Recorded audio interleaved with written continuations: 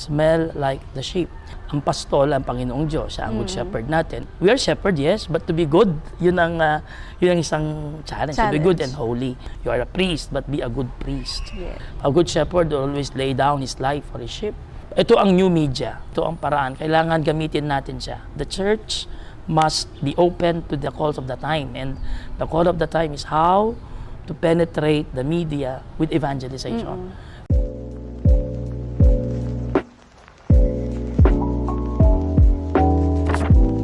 Magandang araw! Tuloy po kayo at makinig sa mga kwento ng paglalakbay at pagsuporta dito sa Decade of Light, Journeying Together in One Mission. Handog sa inyo ng DWBL 91.9 Red FM bilang pagdiriwang sa ika-10 taon ng pagpapalaganap ng mga salita ng Diyos sa pamamagitan ng radyo at pangunguna ng Archdiocese ng San Fernando, Pampanga. Sa mga kwentong ito, makakasama natin ang 10 pari ng Archdiocese whose parishes have journeyed with Bright FM, exploring how the station has nourished souls, strengthened ministries, and united believers in one mission. Kaya naman, kakaluguran, tayo na at makilakbay sa ating nag-iisang misyon. At bago natin umpisahan ang ating kwentuhan, maaari niyong i-like at i-follow ang aming Facebook page, ang Archdiocese of San Fernando Radio Station 91.9 Bright FM. At huwag din kalimutan na mag-subscribe. I-hit ang subscribe button at pindutin ang notification bell para updated ka sa aming YouTube channel at ASF Radio Station 919 FM. Our first guest po is Reverend Father Marvin Sinlao dito po sa Good Shepherd Parish at under po ng patronage ng Good Shepherd dito po sa Pandakaki Resettlement Center, Mexico, Pampanga. At Father Marvin, good afternoon po. Good afternoon po. Ayan. So, kumusta naman po kayo ngayong araw na ito? Well, okay naman. At least, salamat sa pagbisita ninyo at pagpunta dito sa aming parokya. Mong, diretso na po tayo doon sa ating mga questions, no? So, papaano po ba na ang Bright FM ay nakatulong po sa inyo, no, sa pagpapalaganap po nitong good news or yung tinatawag nating mabuting balita ng Panginoon? Alam niyo, napakaganda ng layunin ng radyo na Bright FM kasi lalo na ngayon sa modernong panahon, karamihan sa ating mga tao o mga techie. So, papasilin natin, madalas hindi na sila nanonood ng television. Wala na yata ang television ngayon. Karamihan nag-online na lang dahil ang mga cellphones natin ngayon, basta na-link sa Wi-Fi, whatsoever, pwede na silang magkaroon ng messages, no? Kaya napakaganda na pasukan natin, no? Itong media, the social media, ng evangelization, which is precisely responding sa panawagan ng Panginoon na ikalat natin. Maganda sa Bright FM, napapansin ko yung mga programa na pinapakita natin. Of course, the daily mass that you have, no? And the catechesis that we are having, no? Tsaka iba-iba mga programa na nakikita natin. Na in one way or the other, yan ang paraan, no? To reach out the people. No? Lalo kasi gusto na nila ngayon sa cellphone. Kahit naka-ride sila sa sasakyan, pwede silang magsimba. Pwede silang pakinggan nila yung mga words of inspiration sa scriptures at mga iba pang mga lessons na pwede sila magdasal at magbuni-buni habang nag-travel sila. Which I think napakaganda nitong ating Bright FM na nasimulan na at ngayon ay pinagpapatuloy natin. Opo. Mong, ano po in particular yung program na nakaisa po kayo sa Bright FM? Well, of course, meron akong kasama ko dun sa pagbimisa tuwing 11 o'clock. No? Tumango ako kay Ma'am Doris, no? Na every second Tuesday, I think, at saka fourth Tuesday. So yan ang aking naging commitment sa kanya simula pa noong nandun pa ako sa kabilang assignment ko. Up to now, pinipilit kong makapunta para gusto ko rin ma-share. No? Nung una, actually, ayaw ko eh. Nung unang ilang beses ako niyayaya ako dyan sa radyo na yan, sabi ko, ayaw ko, sabi ko. Ilang beses, invitation, marami, sa parokya, si Mamweng, hindi po pwede, hindi po pwede. Hindi ko alam nung nangyari one time, na corner yata ako, kaya nagsimula noon. So, it also led me to be happy dahil nakikita ko na-reach out natin yung mga tao. Kahit na kayo lang ang kausap ko Oo. doon. Alam ko naman, Oo. marami tayong mga televiewers, sa tagakinig sa radyo at nanonood din sa Facebook Live. Oo. Mong ano yung pakiramdam nung unang beses na nag-live stream ka, no? Dito nga sa ating Misa King Radyo. Ay, my goodness. Yung kinakabahan ako. Hindi ko alam. Nakakatakot kasi yung mga pare, binabash. Yung, baka mali yung aking suot. Baka mali yung itsura ko. Baka magkamali ako. Those are the things na mapapasok sa isip. Kaya lang sabi ko, let it be. Relax lang. Yung una talagang struggle sa akin. No? Pero in a way, parang trade na rin. Kasi nung pandemic, di ba? Na-train tayo sa online masses. Pero iba pala, noong una, sabi ko, hindi ko lang iniisip actually, kaya na-relax ako. Sa time, naging usual na lang, parang kayo na lang ang tinitignan ko, naging relax na ako kasi, pero mahirap talaga siguro kung lang audience, siguro. Ang hirap nun, pero at least nakikita ko kayo kapag nagre-react kayo, yun ang nakatulong sa akin na I know I am inside the chapel, o patuloy pa rin naman, hindi ko na iniisip yung mga tao doon. Kaya lang, nakakakaba kapag kasi pumasok ka, kakabahan ka eh. So sabi ko, bahala na si Lord. So I guess the Holy Spirit works, no? When I started celebrating the Mass. And kaya ako nagpabalik-balik. Nag-enjoy na rin ako in the end. Yeah. Mong ano po yung impact ng Bright FM personally po sa inyo po? Well, ako sa ang Bright FM, yun nga, I am forced to prepare, that's one. So I'm forced to dress well, parang gano'n. So iniisip ko palagi. Kumbaga, and more importantly, it led me to pray. Even honestly, kapag nag-humit, talaga nagdarasal pa. Kapag uupo na tayo, nag-scan ako, nagdadasal ako noon. So, ayun, it made me closer. Kaya medyo nakapagdasal din ako kahit dun sa panahon na nagmimisa. Kaya kinakabahan ako, nawawala. So that's the thing that the radio made an impact sa akin. At saka alam ko, and one way or the other, God is making me an instrument. Alam ko, I am at His disposal and I just let it be. So, bahala ng Panginoon kung paano niya gagawin yun. So, I'm just offering myself to Him. Mong, dumako naman tayo ngayon dito sa parokya niyo po, no? O pakilala po natin Okay. itong inyong parish. Actually, this is a Good Shepherd Parish, no? Pandakaki nga, sinabi mo na kanina, dito sa Mexico. Alam niyo, ang parokya ko, this is a settlement area alone, according to some people. Ang laki ng population dito, I'm really quite sure of the population, exact number, but sabi ng mga officials, 3 barangay ng Mexico, katumbas ng resettlement center. That's how huge the place is. No? At nakita ko yan nung umikot ako. At napakalaki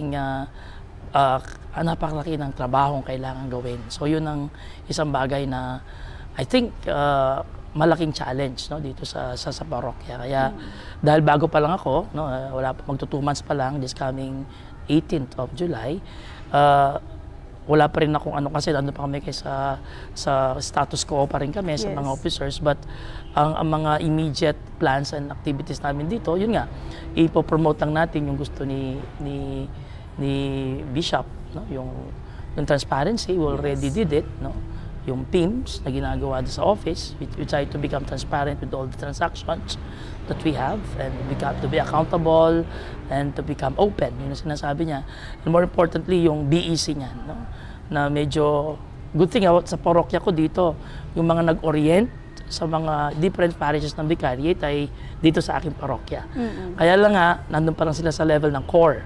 So, nung tinanong ko sila last time, wala pa sila doon. So, naku po, ang daming trabaho. So, this time, papunta na sa laylayan, which is very, very important. Yun ay isa sa mga trust na sa plano ng parokya na gagawin natin to reach out the people. Ano yung NHA part doon na medyo maraming mga nakikita nating mga in need of spiritual nourishment, gano'n. No? So, maraming mga poor doon, no? Maraming magkakahalo yung mga tao doon.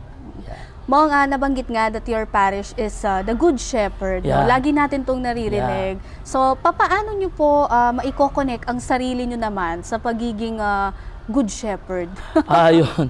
Actually, automatic yan eh, no? ang pastol, ang Panginoong Diyos, siya ang good shepherd natin at sinusundan natin siya. At yun ang hamon sa amin. We are shepherd, yes, but to be good, yun ang isang challenge. To be good and holy. Yun ang nagiging challenge. So, madali mag-head ka eh. Pero the challenge for us is how we smell like the sheep. Yun ang palaging very clear kay Pope Francis, the late Pope Francis, palaging sinasabi niya, smell like the sheep. I guess that's the very best image that I can think of, paano gagawin yon, na makiisa sa mga tao, bilang shepherd, hindi para sakupin mo sila, kundi you journey with them. But of course there is that authority, na hindi naman nila nararamdaman yung authority talaga, yung takot. But they are with you, they know that they have a father, they have a leader, that they can talk with, that they can be with. I think that makes Good Shepherd a very good example, ang Panginoong Diyos dyan. Kaya nga kami mga pare, yan ang ginagamit palagi. A very good image of a pastor. Yun ang we look up to, siya talaga. Kaya yun ang pinaka-imahe namin. Nagkataon nga, Good Shepherd ito. Kaya natutuwa naman ako. Alam mo ba, ang Domus kasi, rin siya, Good Shepherd din siya, chapel nga lang. Good Shepherd. So, parang napaalala sa akin, Father Marvin, nasa Good Shepherd ka na naman, be a good shepherd, ha? Yung parang gano'n. Be a good, ha? You are a shepherd, but be good, ha? Yung parang gano'n. Kasi sabi, you are a priest, but be a good priest. Yes. Yun ang challenge. I already have that priesthood eh. Yes. But to be good, that makes it a challenge. Lalo na pag to be holy. Yes. It makes it more challenging. No? Yeah. Mong dun sa mga non-priests naman, papaano kaya na sila din ay maging isang mabuting pastol? Yan. Yun nga, parehas lang naman eh. Lahat naman tayo, merong karamihan tayong mga responsibility. Tulad ng mga magulang, no? Mga teachers. So, people under them, no? So, kailangan ang mabuting pastol palagi ang ating hemplo, ang mga political natin, ang mga political leaders natin, mga elected officials. I believe naghahanap sila ng pinaka-role model, it's always the Good Shepherd. Kasi a Good Shepherd will always lay down his life for his sheep. Nandun lang siya para alagaan yung mga sheep niya, to lead them, yes. But hahanapin niya sila kapag nawawala. So, hindi sila pababayaan. Kaya niyang iwanan yung marami para lang hanapin yung isa. Ayaw niyang pabayaan. So, that's a Good Shepherd. So, nagiging totoo lang ang Panginoon kasi sabi niya, kung sino man ang ibinigay sa akin ng Panginoon, ayaw kong may mawala ni isa man sa kanila. Kaya kung may nawawala, hahanapin ko siya. Ibabalik ko siya sa flock where hindi naman dahil niya mahal ito, but these people are okay. At ang gusto lang ng Panginoon, walang na left out. So I guess that makes applicable to all, no? Sa mga magulang, no? Walang na-left out sa mga anak. Although kung minsan may favoritism yan, paano nila pararamdam yun na hindi gaano ganon, paunawa yun sa mga politicians, sa mga ganyan. So how would they serve? Hindi sila ang paglilingkuran, hindi sila nagpapaling, hindi sila yung sinusuyo, kailangan naglilingkod. Yung willing silang ibigay yung sarili nila talaga to be real shepherds to these people. Yeah. Father Marvin, papaano po kaya ang Good Shepherd Parish ay makakasabay sa paglalakbay nitong Bright FM? Ayan, napakaganda kasi linkages, no? Yung link, no? Napakalaga nung i-share nyo sa amin yung link. Bibigay namin yung link ng parokya. Kasi kung minsan yung aming Facebook page, for example, wala rin gaano laman. So sabi ko kung nung nag-guest na ako, nung nagmimisa na ako, medyo pinapasok na nila yung aking mga misa. Kaya sabi ko kay Gas, yung aming SOCOM, i-link tayo sa Bright FM para magkaroon ng ibang flavor ang ating baka saka dumami ang followers nyo. Sabi ko. Kasi yung konti-konti. So sabi ko, i-link natin yun, that's one. So sa ganun, ma-broadcast din. Kasi kapag nakita na yung page namin, nandun kayo, di mapopromote na rin yung mga programs namin, makikita na rin at the same time. So, we help you, you help us. No? Kaya nga yung link na yan, no? Napakaganda. At sa ganun, yung mga tao dito, mapanood din nila yung mga magagandang aral at magagandang programs na meron tayo sa parokya. So, yan, nasusunod na gagawin ko. Bibigay ko ulit itong link na to. May mga activities tayo para makatulong din. No? At kung naman yung mga programa na pwede namin maitulong, pwede naman. Ito ang new media. Ito ang paraan. Kailangan gamitin natin siya. Wala na tayong choice nandyan na eh. So the church must be open to the calls of the time, and the call of the time is how to penetrate the media with evangelization. Yun ang ginagawa ng Bright FM. And it's a challenging part, no? Ang hirap kasi kapag pagdating sa Diyos, parang boring yung mga ganyan. Kaya it's really a challenge. Kaya ang hirap natin makisabay sa mga ibang, parang importante nandyan tayo na maramdaman yung presence ng Panginoon even in this newfound technology na kailangan nandun din siya. And it's part of evangelization, part of spreading the good news, no? Not only through the platform, traditionally in the church, but this time globally through online. Ang dali kasi globally mapapanood talaga tayo.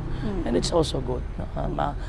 Hopefully matandaan lang na ang Panginoon ay makikita nila sa shows ng Bright. Sigurado naman yun, siya naman palagi nating hina-highlight siya ang palagi natin pinapakita naman yun. Siya naman talaga hindi lang tayo mga instrumento lang niya para hopefully lalo malabas ang nakikita. Palagi ko naman magaganda yung mga feedback. So malabas sa nararamdaman nila ang Panginoon sa radio. Father Marvin, message niyo po sa Bright FM 91.9 ngayon po na nagse-celebrate ito ng 10th anniversary. 10th anniversary. So sana lumabong pa at dumami pa at sana lalo pang dumami yung mga programs natin that are timely, that are innovative as well and creative, that could a challenge sa Bright FM kung paano tayo makisabayan, no? At makuha yung mga kabataan, lahat ng tao, not only the Archdiocese, doon na sa ating Archdiocese. No? So napakalaga nito. So I really congratulate you for, especially Father Pep, no, for initiating this, na naka 10 years na. Saludo ako, at least nakikipagsabayan na tayo sa social media, and that's already a breakthrough. No? Ano lang yan, nandyan na tayo. Sana appeal din po sa mga manonood, sana patuloy ninyong subaybayan ito. At sana yung mga advertisers dyan, siyempre yung airing time, yun. Napakalaga din ito, maliban sa monetary, importante yung mga advertisement. Nasa ganun, magpatuloy po na nitong apostolate. So, yun din, no? So, ginagawa lahat nito. Nakikita ko naman yung effort, yung puso ng mga tao kasi nakakasama ko sila behind the scene kung anong ginagawa nila. I see these people. I'm so happy. I'm really challenging also our viewers, no, to please continue to support this and congratulate po natin sila. Sana hindi lang 10 years, umabot pa ng maraming taon, no?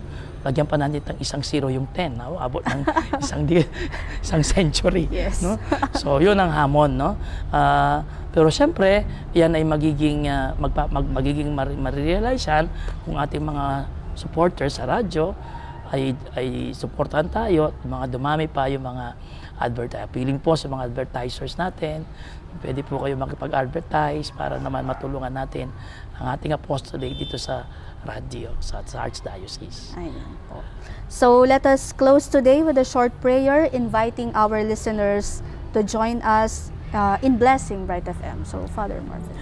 Let's place ourselves in the presence of the Lord, in the name of the Father, and of the Son, and of the Holy Spirit. Amen. Lord, you have said, bago kayo bumalik sa inyong tahanan kasama sa kanang kamay ng ating Panginoong Diyos during Ascension, na kailangan po naming magpunta sa mga kasulok-sulukan lugar sa mundo upang ikalat ang inyong mabuting balita at binyagan ng mga tao sa ngalan ng Ama, ng Espiritu Santo. Panginoon, dinadalangin namin na sana bigyan nyo kami ng lakas, bigyan nyo kami ng wisdom, karunungan. Gamitin niyo po kami para palakasin niyo kami, para gamitin namin ang media. Ipagpatuloy ang habilin niyo sa amin na ikalat at pagkilala kayo sa kasulok-sulukan na parte ng mundong ito. No, kailangan po namin yung tulong at palagi niyo po sana kaming papanatiling mababa ang loob at tandaan namin na kayo ang dapat nasa sentro at hindi namin makalimutan yan. Nasa ganoon, patuloy mabibayayaan ang aming misyon at patuloy na maipagpatuloy ito. Ito hinihiling namin sa pangalan ng ating Panginoong Jesucristo. Amen. Lord be with you. And with your spirit. And may Almighty God bless you, especially our radio, the Father, the Son, and the Holy Spirit. Amen. Thank you, Mong. God bless. Thank you, Yes. thank you.